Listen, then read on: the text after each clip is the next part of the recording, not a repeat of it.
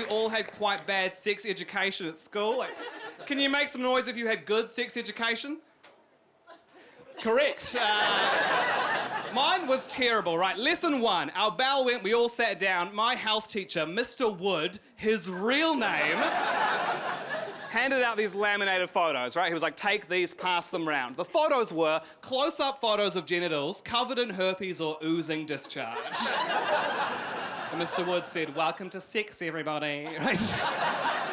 And then he showed us some things, right? First thing he showed us, condom, standard. Second thing he showed us was a diaphragm. Something I've not known a human woman to use. Do you remember that? It's that kind of like white rubber dome-shaped thing. Like, to me, they've always looked like, you know those plastic things we used to have and you put them on a table and then you push the middle down and then they jump up and flip? The original fidget spinner. Even stranger than that, I reckon they showed us how to use a dental dam. Do you remember that? That's like a thick tissue that you're supposed to place over the vagina before performing oral sex. So I can only presume you'd be like, excuse me, madame, do you mind if I just lay the table? Yes, Frank, I might. Throw that out and then leave. Well, the worst lesson, right? Worst lesson in sex education, what they did to us was they segregated our class by gender, right? Girls in one room, boys in the other. And to the girls, they explained that they would be getting periods. And then to the boys, they explained that we would be getting wet dreams. As if those two things are in any way equivalent, right?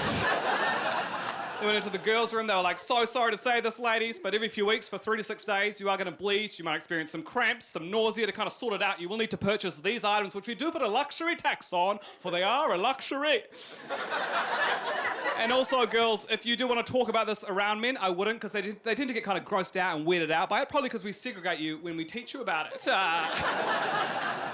And they came into our class, they were like, and boys, lads.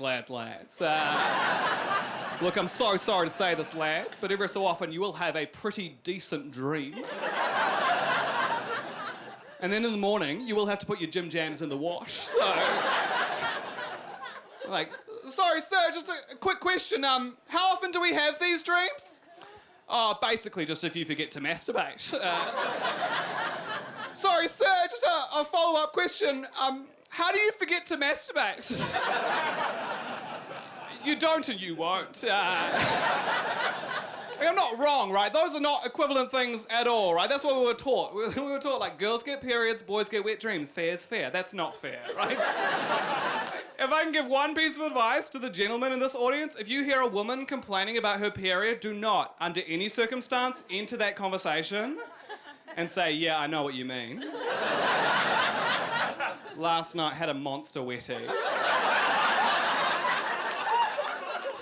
I had to do laundry, it was chaos.